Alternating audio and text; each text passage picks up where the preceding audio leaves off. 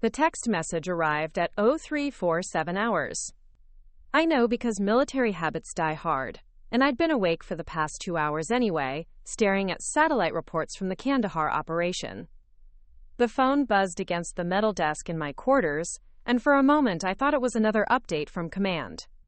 I'd love to know which corner of the globe you're watching from, and if this story speaks to you, make sure to subscribe. Tomorrow's video is one you absolutely can't miss. Instead, it was a screenshot. A Facebook post, bright and gleaming with artificial happiness. Champagne glasses, a diamond ring catching restaurant lighting. Two faces pressed together in that particular way people arrange themselves when they want the world to witness their joy. The caption read, "She said yes. Can't wait to marry my beautiful Melissa engagement party this Saturday at the Riverside Country Club. Family and friends only." I stared at the screen until it went dark, then lit it again. The sender was my cousin Danny, probably drunk texting from whatever bar he'd been at when he saw the post. No message, just the screenshot.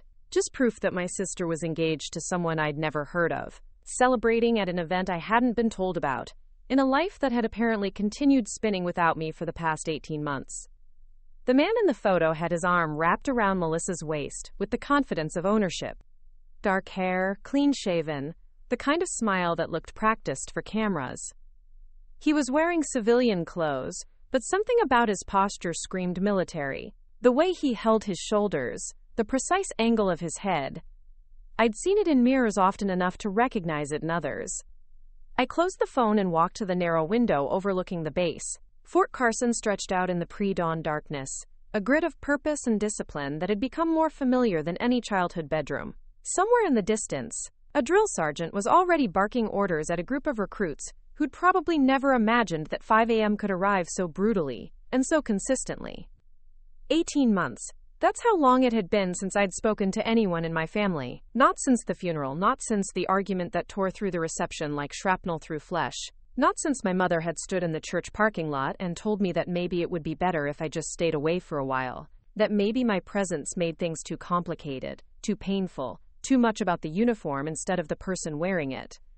I'd taken her advice. Deployed to Afghanistan 3 weeks later, threw myself into intelligence work that kept my mind occupied and my phone silent. No birthday calls, no holiday messages, no graduation announcements. Just the clean simplicity of military life, where rank mattered more than blood, and where the only family that counted was the one that would follow you into enemy fire. The engagement ring in the photo was massive. The kind of stone that required a certain income level, a certain stability. Melissa had always been drawn to security, to men who could provide the kind of life she'd seen in magazines. Our father used to joke that she'd marry a banker or a lawyer, someone who wore suits to work and never came home with dirt under his fingernails. But this man didn't look like a banker. There was something in his bearing, in the way he commanded the space around him, even in a simple restaurant photo. Military? Definitely. Officer? Probably.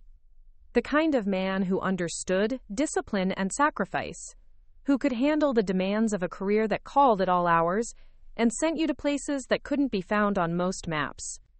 I wondered if Melissa had told him about me. If she'd mentioned that she had a sister who outranked most of the people in his chain of command, who'd earned her eagles through blood and sand and decisions that kept other people's children safe. Or if I'd simply been edited out of the family story, the way uncomfortable truths often were in the sanitized version of events that my mother preferred to tell. The base was waking up around me, lights flickering on in barracks windows, the distant sound of engines starting in the motor pool. In 2 hours, I'd be briefing a room full of captains and majors on the latest intelligence from the region. Men and women who looked at me and saw authority, competence, someone worth saluting, someone whose opinion mattered, whose presence commanded respect. Here I was Colonel Rose Martinez. I had earned every piece of metal on my chest, every line on my face, every gray hair that appeared despite the fact that I was only 34 years old. Here, my voice carried weight. When I spoke, rooms went quiet. When I made decisions, people lived or died based on the quality of my judgment. But in that Facebook photo, I was just the sister who wasn't there. The empty space at the table, the missing face in the family photo. the complication that had been carefully cropped out of the frame. I picked up the phone again and scrolled through the comments. Congratulations from college friends, heart emojis from cousins, excited responses from my mother's church group. Everyone seemed to know about this man, this David Chen who had somehow won my sister's heart and her future. Everyone except me. The country club was a 40-minute drive from my apartment in Colorado Springs. I'd passed it a dozen times over the years, noticed the manicured golf course and the parking lot full of luxury cars. It wasn't the kind of place where I'd ever felt welcome, not in my dress uniform, and certainly not in civilian clothes that never quite fit the way they were supposed to. But I found myself wondering what would happen if I showed up anyway. If I walked into that engagement party uninvited, unannounced, carrying 18 months of silence like a weapon I wasn't sure how to use. Would they pretend to be happy to see me? Would my mother introduce me as her daughter? Or would I simply be Rebecca, the one who lives out of state now, the one who couldn't make it to things anymore? And what about David Chen? What would he see when he looked at me? Another guest in an awkward family situation, or something else entirely? Something that might change the careful narrative that had been constructed around this perfect engagement, this perfect future, this perfect life that somehow had no room for the daughter who'd given everything to serve her country? The sun was starting to rise over the mountains, painting the sky in shades of gold and pink that reminded me why I'd fallen in love with Colorado in the first place. In a few hours, the base would be fully alive with purpose and mission. There would be reports to review, decisions to make, lives to protect, the kind of work that mattered, that made a difference in the world. But first, there was a party to consider. A celebration I hadn't been invited to, for a future I hadn't been consulted about, in a family that had learned to function without me. I had a choice to make. I could let it go, file it away with all the other rejections and oversights that had accumulated over the years. Or I could do something that might change everything, that might force a conversation that had been 18 months in the making. The phone buzzed again. Another message from Danny. You seeing this? Crazy, right? Thought you should know. I stared at the words until they blurred. Then I set the phone down and went to shower, letting the hot water wash away the night's thoughts but not the decision that was slowly forming in the back of my mind. Some battles chose you, others you walked into with your eyes wide open, knowing that the outcome would define everything that came after. The Martinez family had never been comfortable with excellence that came in uniform. Growing up in Phoenix, we lived in a neighborhood where success meant corner offices and country club memberships, not combat boots and deployment schedules. My father sold insurance, my mother taught elementary school, and both of them had mapped out futures for their daughters that involved wedding dresses and suburban lawns, not body armor and midnight briefings. Melissa had followed the script perfectly. Cheerleader in high school, communications major in college, marketing coordinator for a tech company that allowed her to work remotely while living in our mother's guest house. At 28, she was everything our parents had hoped for: beautiful, social, financially stable, and completely uninterested in anything that might complicate the comfortable life she'd built. I had a complication. Military families understand the calling. They recognize the moment when a child looks at the flag and sees not just fabric but responsibility. When other kids were playing house, I was reading biographies of women who'd broken barriers in places where breaking barriers could get you killed. My 7th grade book report on Colonel Marguerite Kammermeyer had earned me a conference with the school counselor, who was concerned about my fixation on masculine role models. My parents had hoped it was a phase. When I announced my intention to attend West Point, my mother had suggested that perhaps I might consider teaching instead. When I graduated with honors and accepted my commission, my father had asked if I might look into intelligence work, something safer, more behind the scenes. When I volunteered for my first deployment to Iraq, they'd stopped asking questions altogether.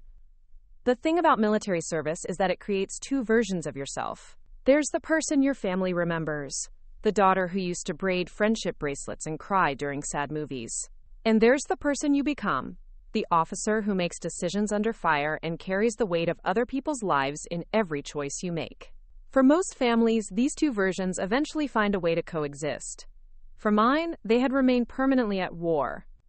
The breaking point had come at my grandfather's funeral. Grandpa Joe had been a World War II veteran, a man who understood what the uniform meant, and who had been the only family member to attend my promotion ceremonies without suggesting I might want to consider a different career path. When he died, I'd requested emergency leave and flown home from my deployment in Syria to pay my respects. The funeral had been everything he would have wanted: full military honors, a flag-draped casket, Marines in dress blues performing the ceremony with precision that spoke to decades of tradition. I'd stood with the family, my own dress uniform drawing stares from relatives who hadn't seen me in 3 years, who whispered about how different I looked, how serious, how much older than my 32 years. After the service, during the reception at my parents' house, my mother had introduced me to her book club friends as Rebecca, who works for the government overseas. When pressed for details, she'd deflected with comments about classified work and how she didn't really understand what I did, just that it involved a lot of travel. That's when my Aunt Linda had made the comment that changed everything. She'd been holding a glass of wine, speaking to a small group near the kitchen, and she'd assumed I was out of earshot. "It's such a shame," she'd said, her voice carrying the particular tone women use when they're about to deliver gossip disguised as concern. Maria's oldest could have been anything. She was so pretty in high school. But now look at her. No husband, no children, just playing soldier in some desert somewhere. What kind of life is that for a woman? The room had gone quiet when I'd walked into the kitchen, not because anyone was embarrassed by what had been said, but because they were curious about how I'd respond. A lot of love and effort went into bringing this story to life. If you're enjoying it, we'd be so grateful if you'd subscribe to our channel. Now, back to where we left off. Would I make a scene? Would I defend myself? Would I prove their point about military people being too aggressive, too confrontational, too unwilling to let things go? Instead, I'd calmly set down my coffee cup and ask my Aunt Linda if she'd like to know what I actually did for a living. If she'd like to hear about the intelligence reports I'd written that had prevented 3 separate terrorist attacks on American soil. If she'd like to know about the night I'd spent coordinating the evacuation of a village in Syria while mortars fell around our position, saving the lives of 47 civilians, including 13 children under the age of 10. The kitchen had remained silent while I'd explained, in precise military terms, exactly what playing soldier looked like when lives hung in the balance. I'd described the weight of command, the mathematics of sacrifice, the way sleep became optional when other people's safety depended on your ability to stay awake and make the right decision at 3 a.m. When I'd finished, my mother had stepped forward and placed her hand on my arm. "Rebecca," she'd said, her voice tight with embarrassment, "this isn't the time or place." That's when I'd understood that no time or place would ever be right. That my service, my sacrifices, my achievements would always be seen as a conversation stopper rather than something worth celebrating. That I would always be the daughter who'd chosen the wrong path, who'd prioritized the wrong things, who'd somehow failed by succeeding in ways they couldn't understand. I'd left that night without saying goodbye, driving to the airport in a rental car, while my family continued their reception as if nothing had happened. 3 weeks later, I'd accepted the assignment to Afghanistan that would keep me overseas for the next year and a half. The silence that followed hadn't been intentional, at least not at first. I'd simply stopped calling, stopped sending updates, stopped trying to bridge the gap between who I was and who they wanted me to be.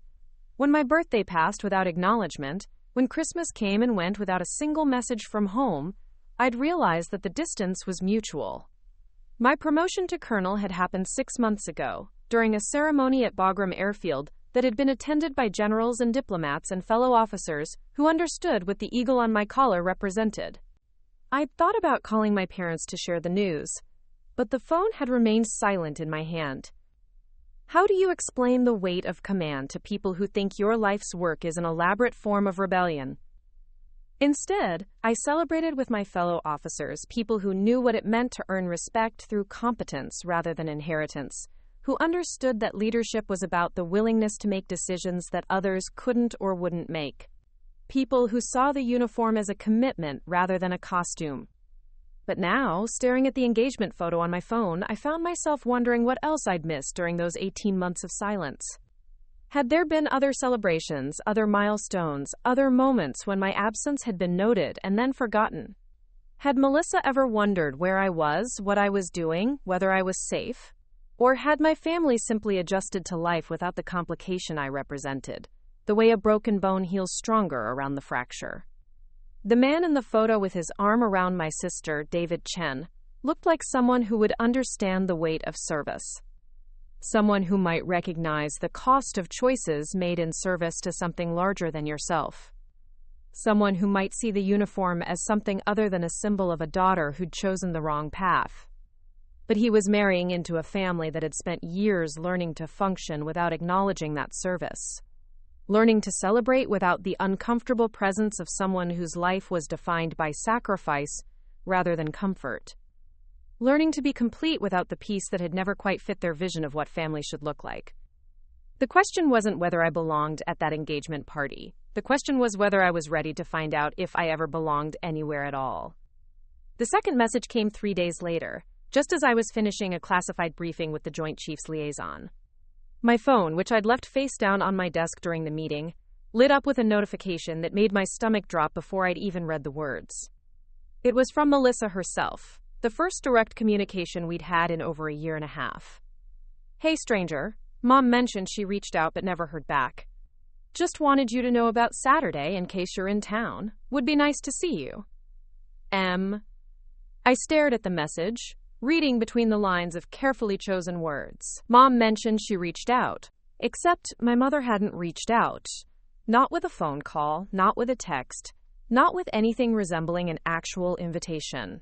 The lie was casual, effortless, the kind of gentle fiction that allowed everyone to pretend they'd done the right thing while avoiding the messiness of actual communication. Would be nice to see you, not "I want you there," or "we missed you," or any acknowledgement of the 18 months that had passed without a word. Just a polite sentiment, the kind you might extend to a distant acquaintance who'd moved away and might happen to be visiting town. I walked to my office window and stared out at the training fields, where a new group of recruits was learning the difference between following orders and understanding purpose. Their drill sergeant was pushing them through exercises that would seem meaningless to an outside observer, but would one day save their lives in situations they couldn't yet imagine. That's when the call came from Lieutenant Morrison, my aide, informing me that I had an urgent secure line from General Patterson at the Pentagon. I almost let it go to voicemail, but instinct overrode emotion, and I picked up on the third ring.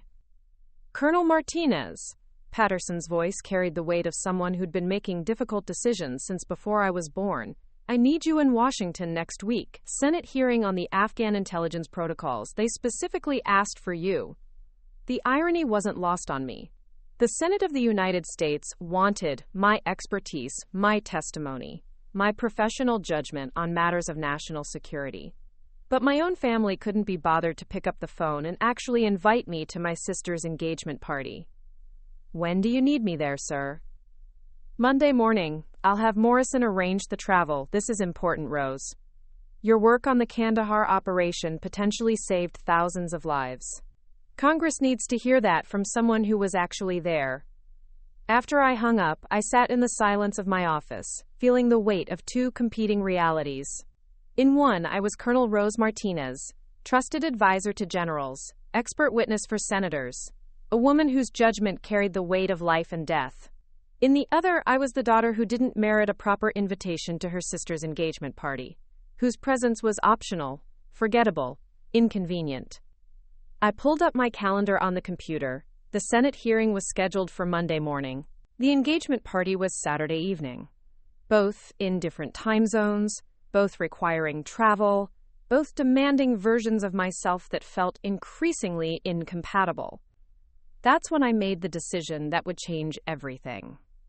I picked up my secure phone and dialed Morrison's extension. "Lieutenant, I need you to book me a flight to Phoenix for Friday evening, returning Monday morning. And I need a reservation at the Fairmont Scottsdale, one night only." "Yes, ma'am. Should I list this as official travel?" "No personal leave, but make sure the return flight gets me to Reagan by 0800 Monday." After hanging up, I walked to my closet and stared at the array of uniforms hanging in precise order. Dress blues, combat fatigues, service dress uniform, each one representing a different aspect of who I'd become. but at the back, pushed behind the military precision, hung a single civilian dress. Navy blue, elegant but not flashy, something I'd bought years ago for a retirement dinner and never worn again. I pulled it out and held it up to the light. It would do. It would have to do. The next 48 hours passed in a blur of operational planning that felt surprisingly similar to preparing for a mission. I researched the Riverside Country Club, studying its layout and membership requirements like I was preparing for a reconnaissance operation. I practiced conversations in my mind, rehearsing responses to questions I might be asked, explanations I might need to give. Most importantly, I made a series of phone calls that would either validate my decision or make me question everything I thought I knew about myself. The first was to Captain Sarah Kim, my former operations officer who'd rotated back to the States 6 months earlier. Sarah had served under me during the most intense period of the Kandahar operation, and she'd been the one to recommend me for the commendation that had led to my promotion. "Colonel, what can I do for you?" "I need you to look someone up for me. David Chen, probably Army, likely officer rank. Recently engaged to a civilian in Phoenix." There was a pause, the sound of typing in the background. "Give me 5 minutes, ma'am." When she called back, her voice carried a note of surprise that made my pulse quicken. "Ma'am, you're not going to believe this. Major David Chen, 75th Ranger Regiment. Decorated veteran, 3 tours in Afghanistan. And Colonel, he served in your operational area during the Kandahar offensive." Quote, "The pieces began falling into place with the precision of a well-executed plan. This wasn't just some random man my sister had met at a coffee shop or through friends. This was someone who knew the war I'd been fighting, who understood the weight of the decisions I'd been making while my family assumed I was simply working overseas." "Send me his file," I said quietly. "Ma'am, I should mention, his commendation letters reference intelligence support that matches your operational time frame. There's a chance that we've met," I finished, "or at least that our work intersected." After I hung up, I sat in my chair and felt something I hadn't experienced in years. Nervous anticipation. Not the tactical awareness that came before combat operations, but the personal uncertainty that comes when you realize you're about to walk into a situation where you can't control all the variables. I spent that evening reading David Chen's service record, studying his deployments, his commendations, his progression through the ranks. He was good, exceptional even, the kind of officer who earned respect through competence rather than politics, who led from the front rather than from behind a desk. The kind of man who would understand what it meant to choose service over comfort, duty over convenience. The kind of man who might look at me and see something other than the family disappointment. Friday morning, I packed a single bag with the care of someone preparing for a mission with uncertain parameters. The navy dress, appropriate shoes, minimal jewelry. I looked at myself in the mirror and saw someone who belonged in boardrooms and briefing rooms, but who was about to enter territory where those qualifications might not matter. As I drove to the airport, I made one final phone call to Morrison. "Lieutenant, I need you to prepare something for me. A complete summary of the Kandahar intelligence operation, declassified portions only, suitable for civilian briefing. I may need it when I return." "Yes, ma'am." "Should I ask why?" "No," I said, watching the Colorado mountains disappear in my rearview mirror. "You shouldn't." The flight to Phoenix gave me 3 hours to consider what I was about to do. I wasn't just attending my sister's engagement party uninvited. I was potentially walking into a confrontation with a man who might know exactly who I was and what I'd accomplished while my family assumed I was irrelevant. I was about to find out if 18 months of silence had been worth breaking, and whether the family that had learned to function without me was ready to discover exactly what they'd been missing. The Riverside Country Club sat like a jewel against the Scottsdale desert, all manicured lawns and Spanish colonial architecture that whispered old money and older traditions. I pulled into the circular drive at exactly 7:15 p.m., 15 minutes after the party had officially started. Late enough to avoid the initial rush of greetings, early enough to make it clear I hadn't simply shown up as an afterthought.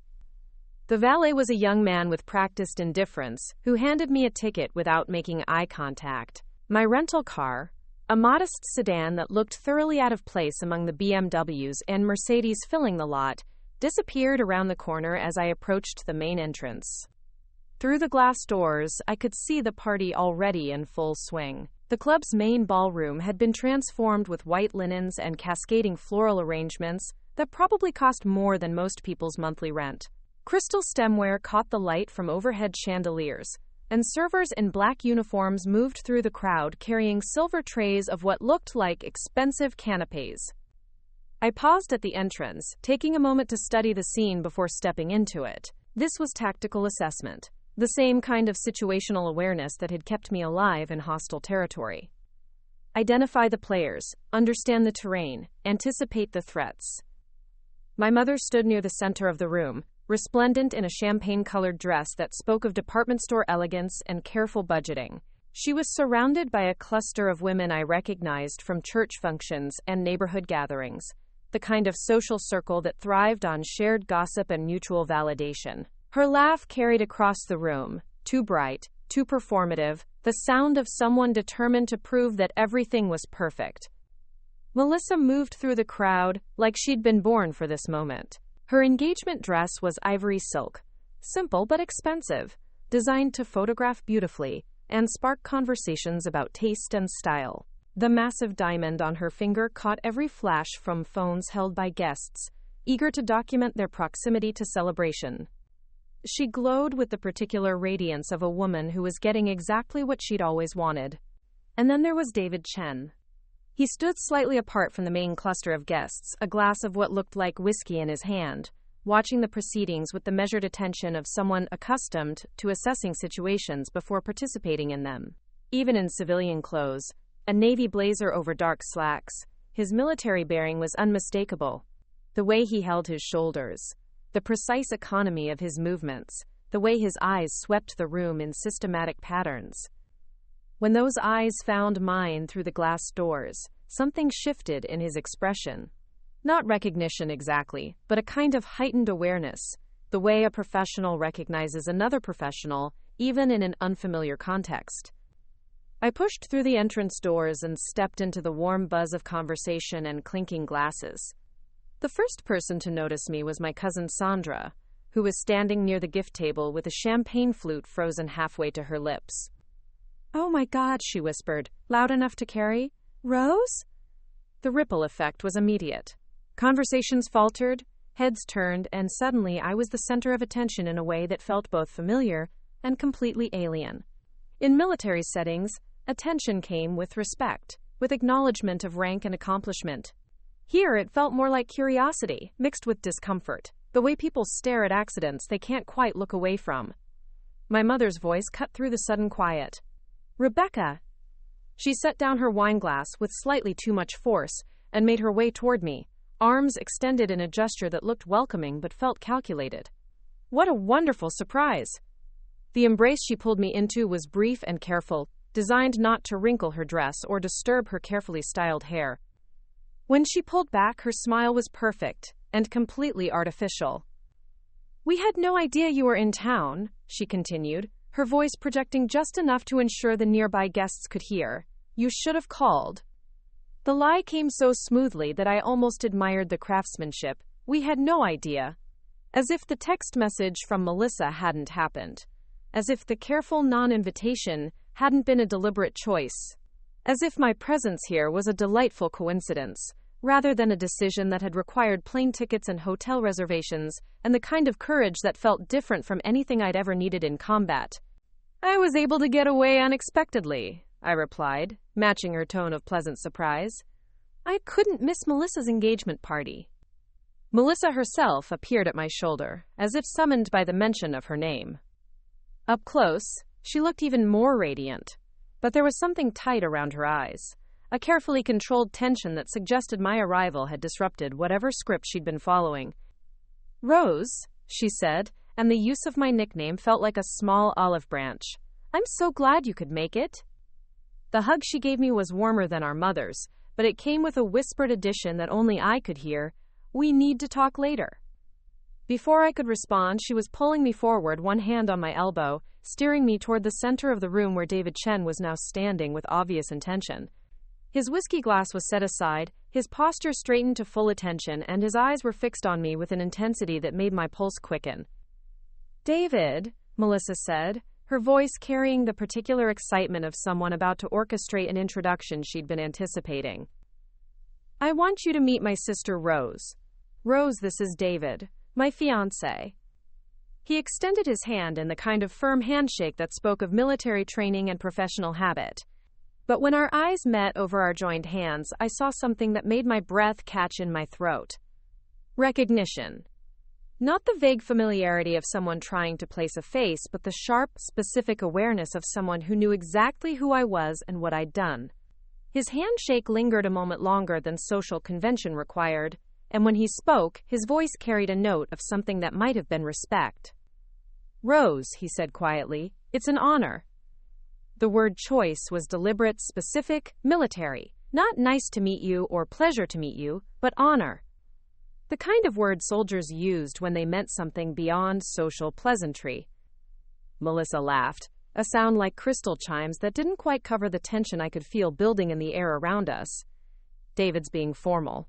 He does that sometimes, occupational hazard of his job. What kind of work do you do? I asked, though I already knew the answer. This was theater now, a careful dance around information that might explode if handled incorrectly. I'm in the Army, he replied simply. Operations. The understatement was so complete it was almost funny. Operations. As if 3 tours in Afghanistan with the 75th Rangers constituted simple operations. As if the kind of missions that earned the commendations I'd read in his file could be summarized as operations. But before I could respond, my mother materialized beside us with 2 glasses of champagne and the determined smile of someone taking control of a situation that was veering off script.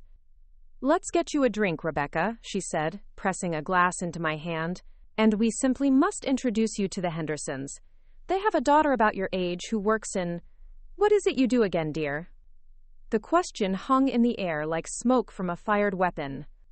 Around us, the party continued its elegant progression, but I could feel the weight of attention from guests who were pretending not to listen while hanging on every word. This was the moment I'd been preparing for without realizing it. The choice between playing along with the careful fiction my family had constructed around my absence, or stepping into the truth of who I was and what I'd accomplished.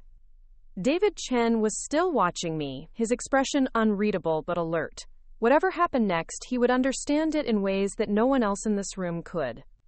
The question was whether I was ready for that understanding, and whether my family was prepared for what it might reveal. The moment came 40 minutes later, just as the toasts were beginning.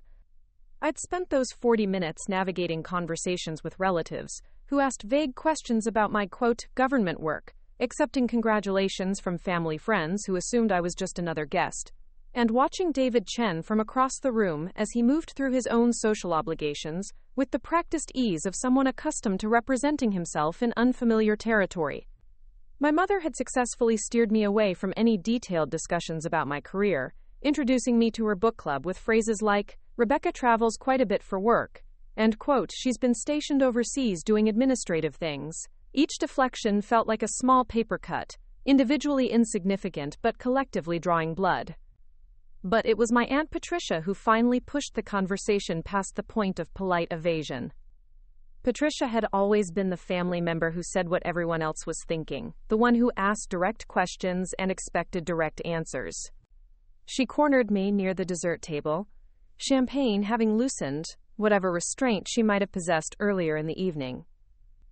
So Rebecca, she said, her voice carrying just loud enough to draw attention from nearby guests. Maria tells everyone you work for the government, but she's always so vague about it. What exactly do you do? Are you like a secretary or something? The question hung in the air like a challenge. Around us, conversations slowed as people pretended not to listen while obviously waiting for my response. My mother's face went pale, and I could see her calculating how to redirect the conversation before it went somewhere she couldn't control. But before I could answer, Melissa stepped up to the microphone that had been set up near the gift table. Her voice carried across the room with the clear projection of someone who'd taken speech classes and knew how to command attention. If I could have everyone's attention, she began, her smile radiant as guests turned toward her. David and I wanted to thank all of you for being here tonight to celebrate with us. Polite applause filled the room, and I thought the moment had passed. But Melissa wasn't finished. It means so much to have our families and friends here, she continued, her eyes scanning the crowd until they found me, even the ones who've been too busy with their little jobs to visit very often. The words hit like a slap, disguised as affection. Little jobs. As if my service, my rank, my responsibility for operations that had saved lives and shaped policy, could be dismissed with such casual condescension. The room chuckled politely, the kind of gentle laughter that comes when people aren't sure if they're supposed to find something funny but don't want to seem out of step. My mother's smile became strained, and I could see her willing me to let it pass, to laugh along, to play the role of the slightly embarrassing sister who'd finally shown up. But David Chen had gone very still. He was standing about 10 feet away, near the bar, and his expression had shifted from polite attention to something sharper, more focused. His eyes moved from Melissa to me and back again, and I could see him processing what he'd just heard, understanding the dynamic he was witnessing. That's when my cousin Danny, emboldened by alcohol and the festive atmosphere, decided to add his own commentary. "Come on, Mel," he called out from his table near the back. "Give Rose a break. I'm sure guarding buildings and stuff is important work, even if it's not exactly exciting." More laughter, louder this time, the kind that builds on itself, feeding off shared assumptions and collective comfort with putting someone in their place. I felt the familiar burn of humiliation, the same sensation I'd experienced at family gatherings for years. The knowledge that I was being diminished, reduced to a caricature that made everyone else feel better about their own choices. But this time was different. This time, there was someone in the room who knew exactly what, quote, guarding buildings and stuff actually meant. David Chen set down his drink with deliberate precision and began walking toward the microphone. Not quickly, not dramatically, but with the kind of purposeful movement that drew attention without demanding it. Conversations faltered as people noticed his approach, sensing that something was about to shift. Melissa, still holding the microphone, looked confused as her fiancé approached. "David, did you want to say something?" He reached her and gently took the microphone from her hands. When he spoke, his voice carried the clear, projected tone of someone accustomed to addressing troops, to making himself heard in situations where lives depended on clarity. "I did want to say something," he began, his eyes finding mine across the room. "About Rose." The ballroom went completely quiet. Not the polite hush of people waiting for a toast, but the absolute silence that comes when everyone in a room realizes they're about to witness something significant. "Most of you know that I'm in the Army," David continued, his voice steady and carrying. "What you might not know is that I served 3 tours in Afghanistan with the 75th Ranger Regiment." A murmur rippled through the crowd. This was more military detail than most of these guests had ever heard, and they weren't sure what to do with it. "During my second tour," David went on, "my unit was tasked with a particularly dangerous operation in the Kandahar province.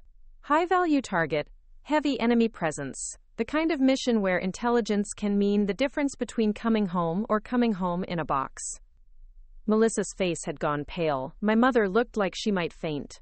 But David wasn't finished. "The intelligence briefing that saved my unit, that saved my life and the lives of 12 Rangers under my command, was prepared and delivered by a colonel in military intelligence. Someone who'd spent months in country, analyzing enemy patterns, coordinating with assets on the ground, making the kind of decisions that happen in classified briefings and never make it into newspaper headlines." He paused, letting the weight of his words settle over the room. When he continued, his voice carried a note of something that might have been reverence. "That colonel was responsible for intelligence operations covering 3 provinces, coordinating with multiple units, managing assets that I can't discuss in a room like this. The kind of work that requires clearance levels most people have never heard of, and the kind of responsibility that keeps you awake at night because other people's lives depend on getting it right." The silence in the room was complete now. Even the servers had stopped moving, standing frozen with their trays as they sensed the gravity of what was happening. David turned to face me directly, and when he spoke again, his voice carried the formal precision of military protocol. "Ladies and gentlemen," he said, his words cutting through the silence like a blade through silk, "I'd like you to meet Colonel Rose Martinez, United States Army Intelligence. The woman who saved my life and the lives of my Rangers, and who spent the last 18 months coordinating intelligence operations in Afghanistan that you'll probably never hear about, because if you did, it would mean something had gone very, very wrong. Then he did something that made my breath catch in my throat. He came to attention and saluted me. Sharp, precise, held with the kind of respect that couldn't be faked or performed. The salute of a junior officer acknowledging a superior, yes, but more than that. The salute of a soldier acknowledging someone who'd earned it through blood and service, and decisions made in the dark hours when other people slept safely because someone else was willing to stay awake. "Colonel Rose, ma'am," he said, his voice carrying across the silent ballroom. "It's an honor to finally meet you in person." The room erupted. Not in applause, not in celebration, but in a chaos of dropped glasses and shocked exclamations, and the sound of my sister's engagement party tilting off its axis into territory that no one had anticipated or prepared for. My mother's champagne flute hit the floor with a crystal crash that seemed to echo forever. Melissa swayed on her feet, her face cycling through expressions of shock, confusion, and something that might have been horror. And I stood there, receiving the salute of a man who understood exactly who I was and what I'd sacrificed while my family learned, in front of a room full of their friends and neighbors, that the daughter they'd been minimizing for years was someone worth saluting. Someone whose little job had saved lives they'd never heard of, in places they couldn't pronounce, during operations that would remain classified long after we were all gone. Someone who had never needed their approval because she'd earned something far more valuable, the respect of people who understood what service actually meant. The silence that followed David's salute stretched for exactly 7 seconds. I know because I counted them, the way you count the delay between lightning and thunder to measure how close the storm has come. 7 seconds of complete stillness while a room full of people tried to process what they'd just witnessed. Then chaos. My cousin Sandra dropped her phone while trying to film what was happening. The crash of it hitting the marble floor seemed to break whatever spell had held the room frozen.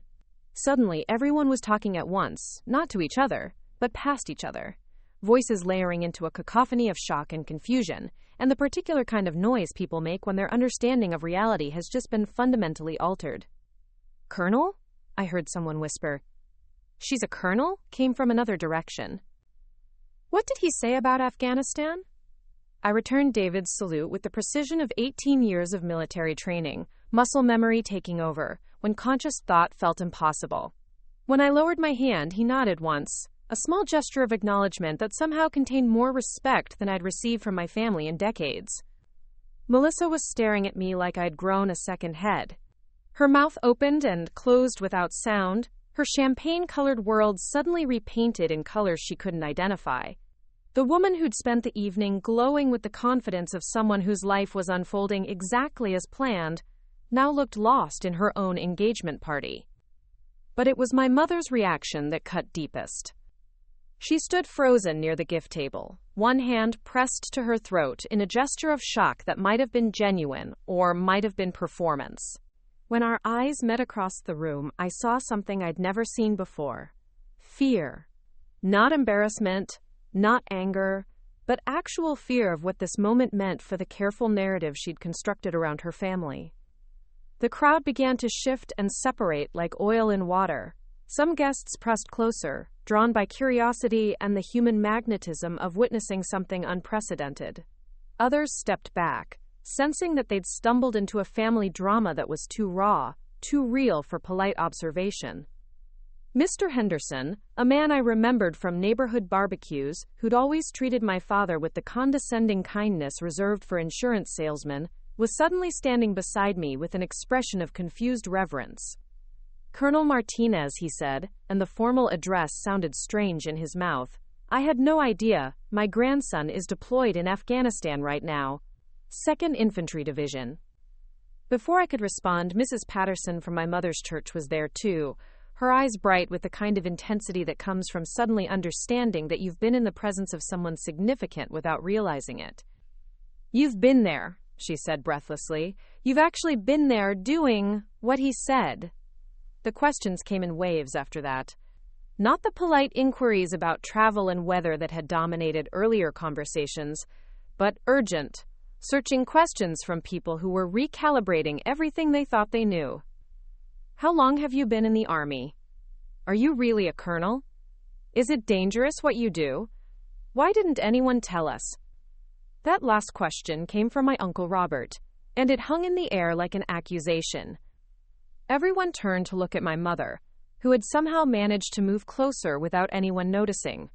Her face was pale but composed, the expression of someone who'd spent years perfecting the art of damage control. We don't like to talk about Rebecca's work, she said carefully, her voice carrying just enough volume to reach the interested parties. It's all very classified, you understand. We're proud of her service, of course, but these military matters are so complicated. The lie was so smooth, so practiced, that for a moment I almost believed she'd convinced herself it was true. That 18 months of silence had been about protection rather than embarrassment. That the careful omissions and deflections had been security measures rather than shame management. But David Chen was still standing there, still close enough to hear, and his expression had shifted to something colder, more analytical. He was watching my mother with the same attention he might give to intelligence that didn't match the briefing, information that required verification before it could be trusted. Mrs. Martinez, he said quietly, but his voice carried in the strange acoustics of heightened attention. With respect, ma'am, Colonel Martinez's rank isn't classified. Her general service record isn't classified. The fact that she served with distinction in Afghanistan isn't classified.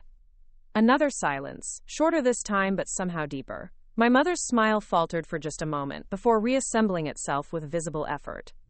Of course, she said quickly. I just meant that we prefer not to. That is, Rebecca has always been private about her achievements. I've been private, I said, finding my voice for the first time since David's revelation, because I was told that my service made family gatherings uncomfortable. Maybe it would be better if I just stayed away for a while. The words came out steadier than I'd expected, carrying across the room with the clarity that comes from finally saying something you've been holding back for years.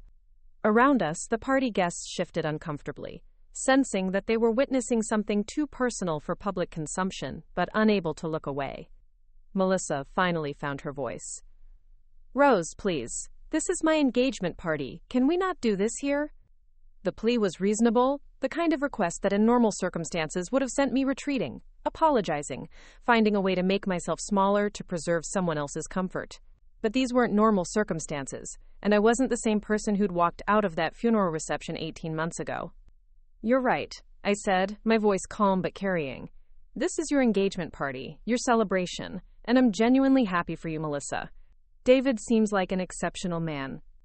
I turned to David, who was watching the family dynamics play out with the careful attention of someone trained to assess complex situations quickly. Major Chen, I said, using his rank deliberately, formally. Thank you for your service, and thank you for what you said tonight. It means more than you know. He nodded once, a small gesture that somehow conveyed understanding of exactly what had just happened and why it mattered. The honor has been mine, Colonel, in Afghanistan and here tonight. The formality of our exchange seemed to highlight the contrast with everything else happening in the room. Here were two soldiers, recognizing each other's service with the kind of respect that came from shared understanding of what that service cost.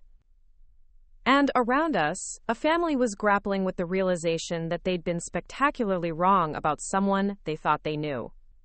I turned back to my mother, who was still standing near the gift table looking like she was trying to solve an equation that kept changing variables.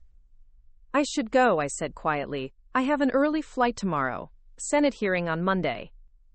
The words were casual, thrown away, but they landed like grenades in the careful reconstruction my mother was attempting. Senate hearing. Not just military service, but the kind of military service that required testimony to the United States Senate. Senate hearing? Mr. Henderson echoed, his voice carrying the particular awe that civilians reserve for anything involving Washington, D.C. and official importance. Intelligence briefing on the Afghan operations, I said, still looking at my mother. They want my assessment of the strategic outcomes. I watched her face cycle through a series of expressions as she processed what this meant. Her daughter, the one she'd been introducing as someone who did vague administrative work overseas, was important enough that senators wanted her professional opinion on matters of national security. The party around us had fundamentally changed character. Conversations were happening in clusters now, voices low and urgent, as guests processed what they'd witnessed and tried to understand what it meant. Several people were openly staring at me, no longer with the polite curiosity reserved for family members, but with the kind of attention usually given to celebrities or people who'd suddenly revealed themselves to be far more significant than anyone had realized. But it was the expression on David's face that told me the most important story.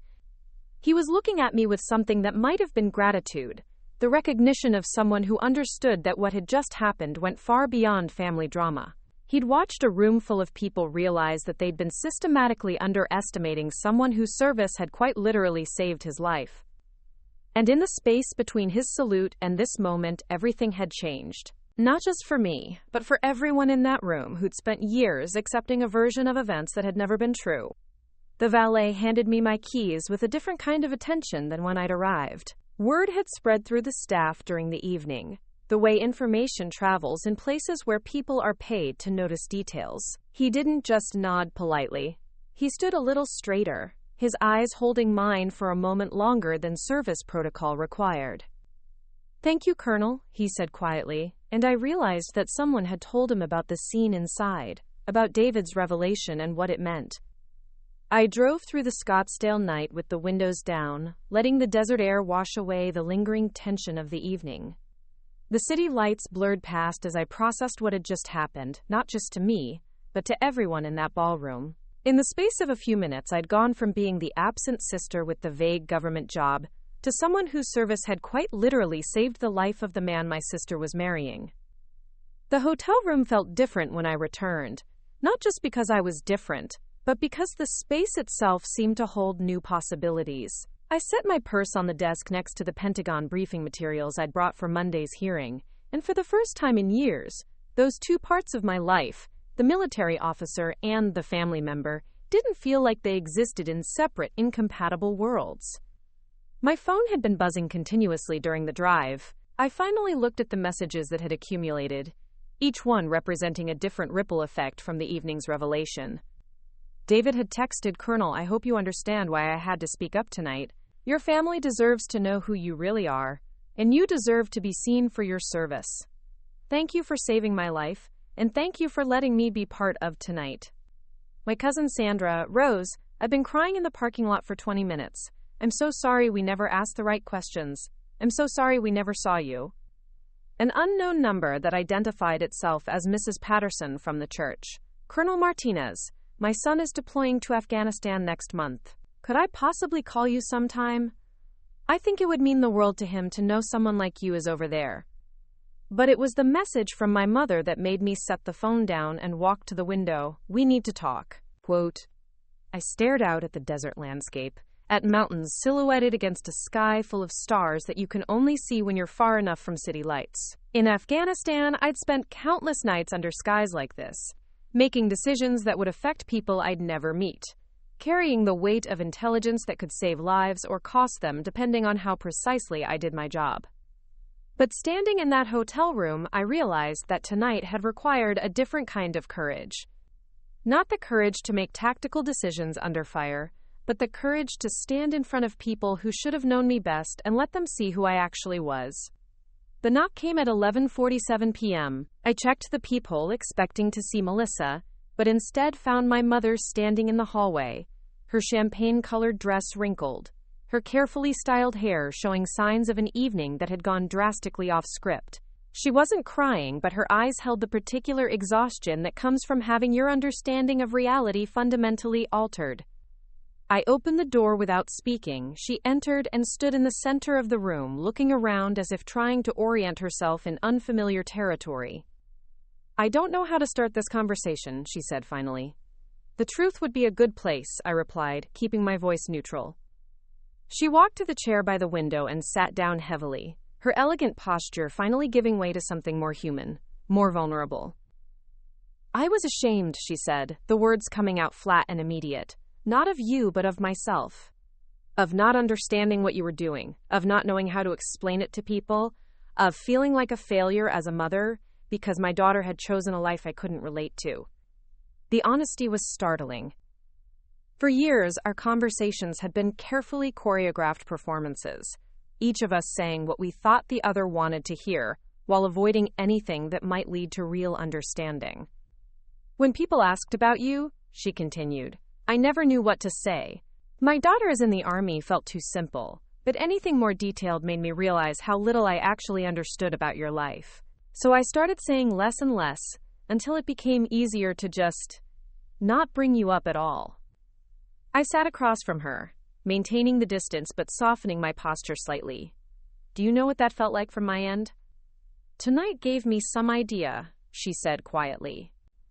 Watching that room full of people realize that they'd been wrong about you, that I'd been wrong about you. Rose, I've spent years telling myself that your absence was about your choices, your priorities, your inability to make time for family.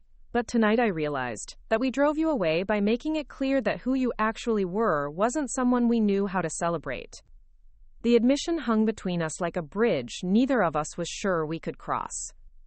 But for the first time in years, it felt like we were having a conversation instead of performing a ritual.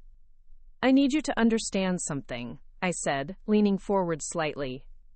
Every decision I've made, every sacrifice I've accepted, every deployment I volunteered for, it's all been in service to something I believe matters more than my personal comfort. When you made it clear that my service was somehow an embarrassment to the family, you weren't just rejecting my career choices. You were rejecting the part of me that's most fundamental to who I am. She looked down at her hands, at wedding rings that had survived 32 years of marriage, but had never been tested by a conversation this honest. That young man tonight, she said, David, when he saluted you. What about it? I've never seen anyone look at one of my daughters the way he looked at you in that moment. With that kind of respect, that kind of reverence. And I realized that I'd never looked at you that way myself. The words hit with unexpected force. I'd spent so many years fighting for recognition from strangers, from colleagues, from superiors, that I'd almost forgotten what it might feel like to be seen that way by someone who'd known me since birth. He served under my intelligence command, I said. He doesn't know the details, but the briefing materials I prepared helped save his unit from an ambush that would have killed or wounded most of his rangers. When he saluted me tonight, he was acknowledging something specific, a debt that goes beyond military courtesy. And I've been introducing you as someone who does filing work overseas. The stark contrast wasn't lost on either of us. We sat with it for a moment, letting the weight of years of misunderstanding settle between us. I want to fix this, she said finally. I don't know how, and I don't know if it's possible, but I want to try. What would that look like? She considered the question seriously, not rushing to offer empty promises or quick solutions. It would start with me learning who you actually are instead of who I assumed you were. It would mean asking real questions and being prepared to hear answers that might be difficult or complicated or outside my experience.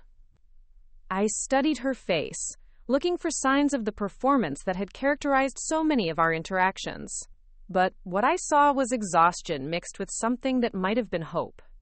I'm testifying before the Senate on Monday, I said. Intelligence briefing on Afghan operations. It's not classified information. It'll be part of the public record. If you actually want to understand what I do, what I've been doing for the past 18 months, you could read the transcript. She nodded immediately. I will. I promise I will.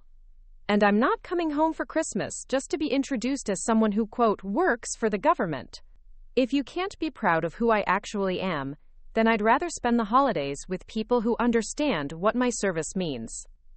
The ultimatum felt harsh as I said it, but it was also necessary. I was done shrinking myself to fit into spaces that had no room for the reality of my life. I understand, she said. And Rose, I am proud of you. I just never learned how to show it in a way that you could recognize.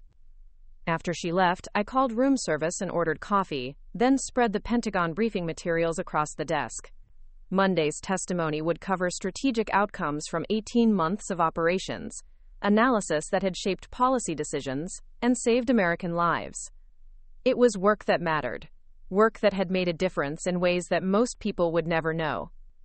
But tonight, for the first time in years, I felt like the daughter and the colonel might be able to exist in the same room, in the same conversation, in the same family. The wedding invitation arrived 6 weeks later, delivered by courier to my office at Fort Carson.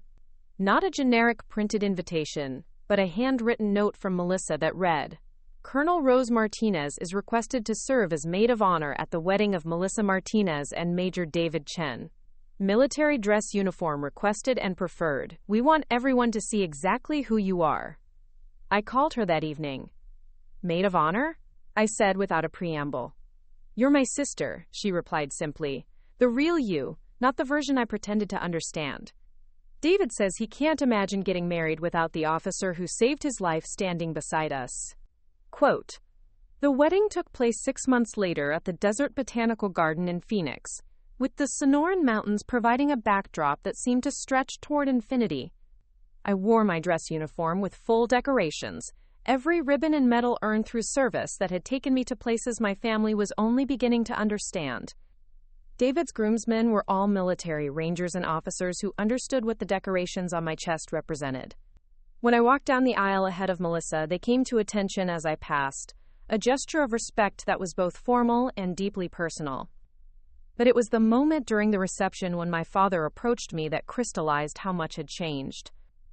"Rose," he said, and the use of my chosen name rather than the childhood nickname felt like a gift. "I've been reading about what you do. About Afghanistan, about intelligence work, about what it means to be a colonel." I waited, not sure what was coming. "I want you to know that I've been telling people about you," he continued, "really telling them. About your rank, about your service, about what you've accomplished. I should have been doing that for years." The conversation with the veterans at the wedding was different than any family gathering I'd ever attended. These were men and women who spoke my language, who understood the weight of command and the cost of decisions made under fire. When they asked about my service, they wanted real answers, and when I gave them, they responded with the kind of recognition that I'd been missing from family events for years. At one point, I found myself in conversation with Colonel Williams, one of David's former commanders, who'd served in Afghanistan during some of the same operations I'd coordinated. "Martinez," he said, studying the ribbons on my chest, "you're the intelligence officer from Kandahar, the one who broke the network that was targeting supply convoys." "Among other things," I replied. "That work saved hundreds of lives, maybe thousands. I hope you know that." I did know that. But hearing it at my sister's wedding, surrounded by my family who were finally beginning to understand what my service meant, felt different than hearing it in classified briefings or formal commendations. Later that evening, as the reception was winding down, Melissa found me standing at the edge of the dance floor, watching couples move to music that seemed to celebrate not just love but understanding. "Thank you," she said, linking her arm through mine. "For what?" "For not giving up on us, for coming back, for letting us see who you really are." I looked around the room at my parents, who were introducing me to their friends as Colonel Rose Martinez, our daughter, who serves in Army intelligence. At David, who'd spent the evening making sure that everyone understood the significance of my presence.